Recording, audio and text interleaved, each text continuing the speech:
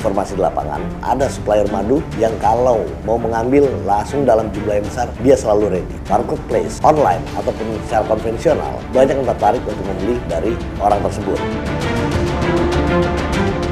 Populasi lebah di dunia sudah mulai punah 35%. Ketika produksi menghasilkan banyak sekali madu, itu dari mana datangnya?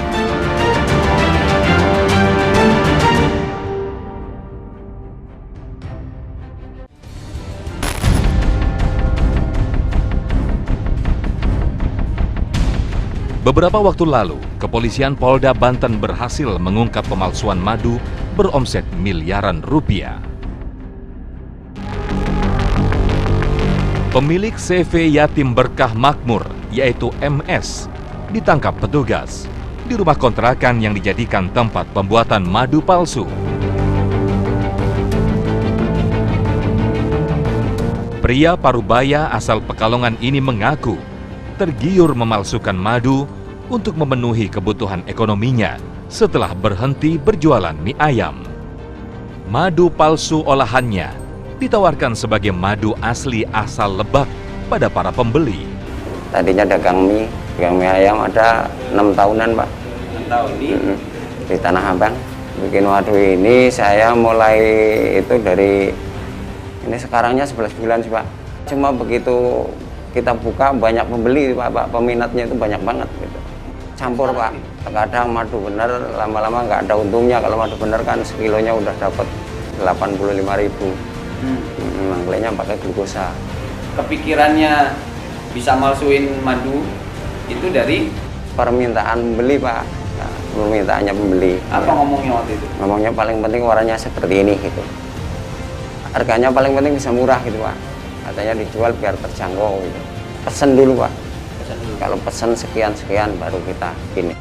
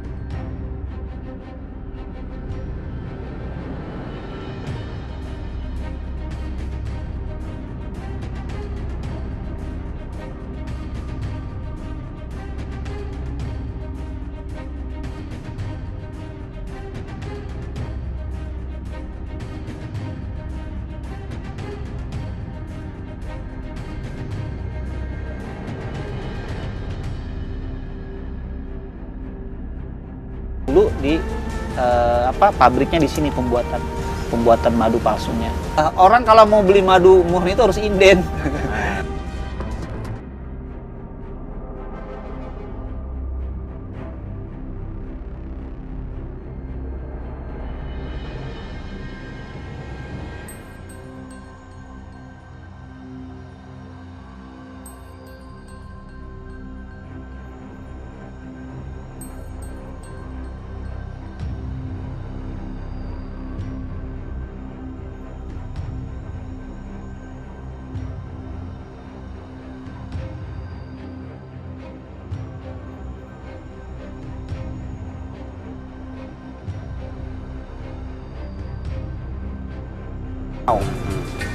Jadi lebah itu 99% ya, mungkin 100% itu dari alam. Karena di dunia itu tidak bisa menciptakan sebuah enzim yang ada dalam perut lebah. Yaitu namanya enzim diastase dan enzim invertase. Itu dalam perut. Nah, maka sehebat apapun manusia tidak bisa menciptakan madu sehebat lebah itu sendiri. Hasilnya pun tak bisa dihitung secara pasti jumlahnya. Nah, jadi ketika produksi menghasilkan banyak sekali madu, itu dari mana, tanda tanya.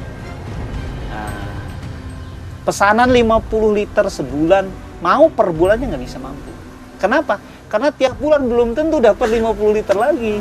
Jadi dalam tanda kutip, kalau ada yang bisa menyediakan madu dalam jumlah besar dan rutin, itu gimana? Dipertanyakan. Dipertanyakan dari mana madunya.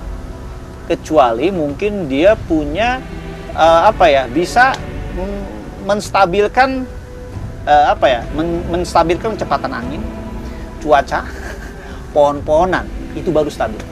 Dan siapa yang bisa? Hal serupa juga dibenarkan oleh Misbah yang sudah bergelut sebagai penjual madu asli suku Baduy. Keberadaan madu palsu jelas meresahkan banyak pihak. Saya sempat kaget ketika mendengar madu odeng itu dipalsukan. Karena kebetulan kami pertama memang mengambil langsung, yang kedua memang kami ada pertemanan dengan orang suku Baduy luar yang tujuannya termasuk untuk membantu ekonomi mereka. Sebagai penjual madu, dirinya tak lepas dari tangan penjual madu palsu.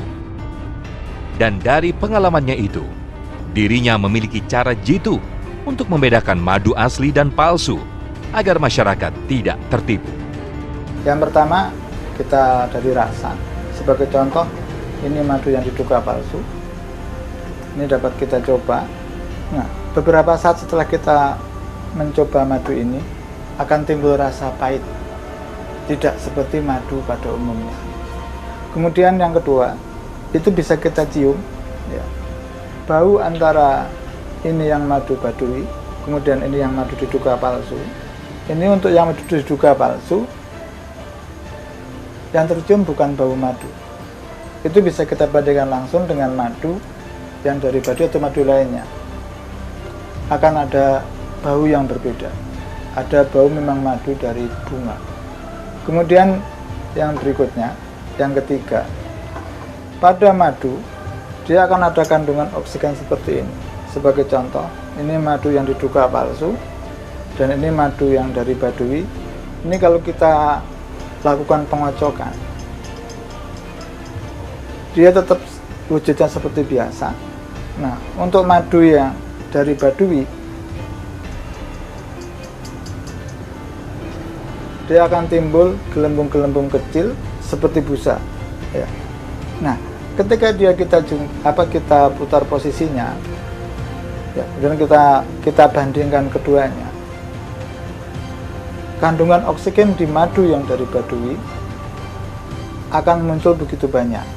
Nah, dalam madu yang juga palsu ini tidak ada muncul kandungan oksigen sama sekali.